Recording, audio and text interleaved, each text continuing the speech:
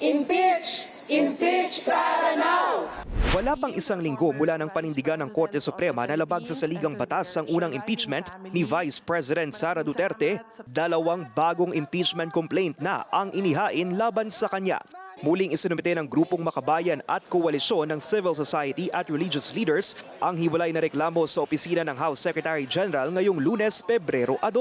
Ang unang reklamo dahil sa betrayal of public trust o pagtataksil sa tiwala ng publiko dahil sa umunoy paglustay ni Duterte ng 612.5 million pesos na confidential funds. Inendorso yan ng tatlong miyembro ng Makabayan Bloc sa Kamara.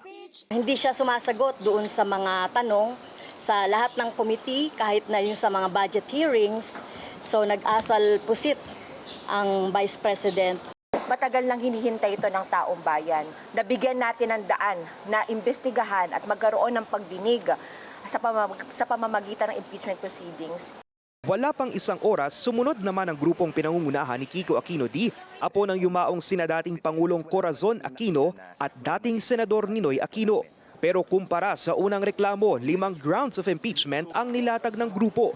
Ang paglabag sa konstitusyon, katiwalian, panunuhol, pagtataksil sa tiwala ng publiko at iba pang high crimes. Kaugnay pa rin ang umunoy pagwawaldas ng pondo at pagbabanta sa buhay ng pamilya ni Pangulong Bongbong Marcos. Ang endorsers sina ML Party List Representative Laila de Lima at Akbayan Party List Representative Percy Sendanya.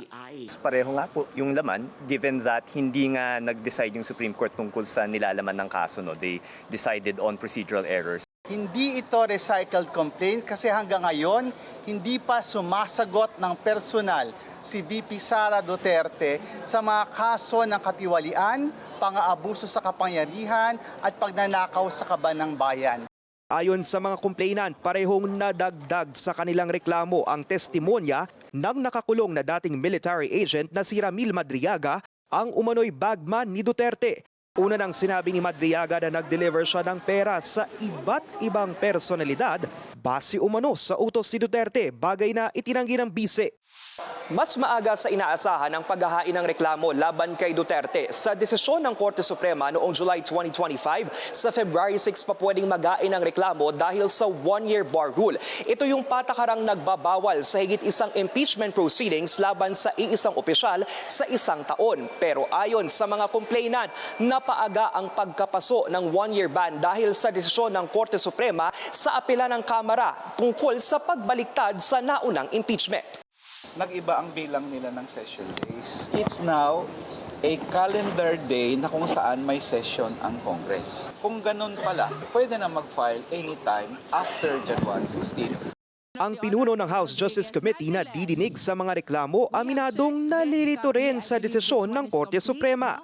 They were saying that the first impeachment complaint that was December 2, 2024, because of inaction of the House, was deemed initiated when the period of 10 session days lapsed. That was January 14 of 2025. So we are in a crossroad again. Which are we going to follow?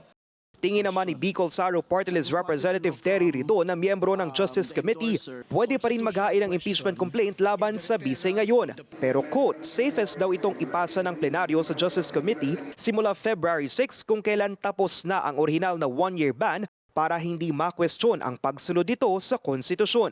Sa isa namang pahayag, hindi na raw ikinagulat ng defense team ni Duterte ang mga bagong reklamo, pero handa sila itong harapin. Para sa mga impormasyong napapanahon at on-demand Lance Mexico, Newswatch Plus.